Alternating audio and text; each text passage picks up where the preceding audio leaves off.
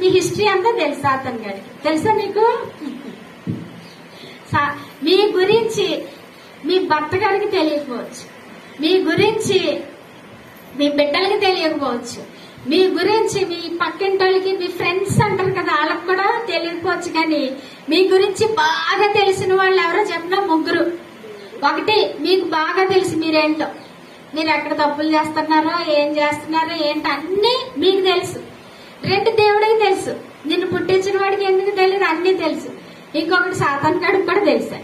ఇది మర్చిపోకంటే వాడికి తెలుసు.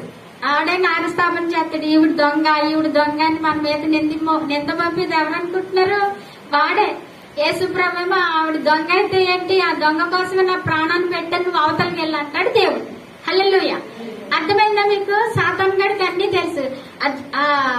ఇదో జ్యోతిష్కాలు అయ్యి చెప్పి వాళ్ళు వచ్చి, ఇదిగో నీకు 2 పిల్లలు, లేకపోతే మీ ఇంట్లో కష్టం ఉంది అదంటే, అయ్యి బాబాయ్ పెద్ద మర్మం చెప్పేశామని ఇంకా బియ్యం ఇచ్చేసి, ఇంకా డబ్బులు ఇచ్చేసి, ఇంకా చెప్పు అని అంటే మీరు ఎవరి మాట వింటున్నారు తెలుసా? సాతాన్ గడి మాట వింటున్నట్టు లెక్క. లేకపోతే ఏదైనా వస్తువు పోతే పరిగెత్తుకొని వెళ్ళిపోతున్నారండి. ఎక్కడికి? అక్కడికి వెళ్ళిపోతారా? పరిగెత్తుకొని దేవుడి దగ్గరికి రండి, మోకరించండి. దేవుడు చెప్తాడు, తీసుకొచ్చి మీ కళ్ళ ఎదురుగుండా పెడతాడు దాన్ని. అక్కడ ఎక్కడికో వెళ్తారా? వాళ్ళు ఏం చేస్తారు తెలుసా మీకు? దెయ్యాలు ఆవహించుంటాయి వాళ్ళని.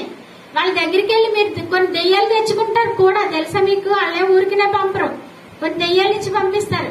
మీ జీవితాన్ని పాడు చేయడానికి అవి ప్రయత్నం చేస్తూ ఉంటాయి. వాళ్ళు ఎందుకు పంపుతారంటే వాడికి ఎక్కువైపోయి వాడిని పాడు చేసేస్తూ ఉంటాయండి. వాడికి ఆ దెయ్యాలు మేపాలండి వాడు, తెలుసా మీకు? వాడికి చేయాల్సింది అన్ని చేస్తూ ఉండాలి. వాడికి బరువు అయితే కొన్ని మీ దగ్గర పంపుతాడు అనమాట. వెళ్ళి మీరు తెచ్చుకొని పోయిన వస్తువు సరే కదా, ఇంకా బోర్డు పోగొట్టుకుంటారు. అర్థమైందా? అలాంటి పనులు చేయకండి. పసరలో, చక్రాలు అలాంటి చోట్లకి వెళ్ళకండి. అవి దెయ్యాలు, సాతాను యొక్క శక్తులు అవన్నీ కూడా. ఈ ఫరో దగ్గర కూడా ఉన్నారండి వాళ్ళు. అతనికైతే అతని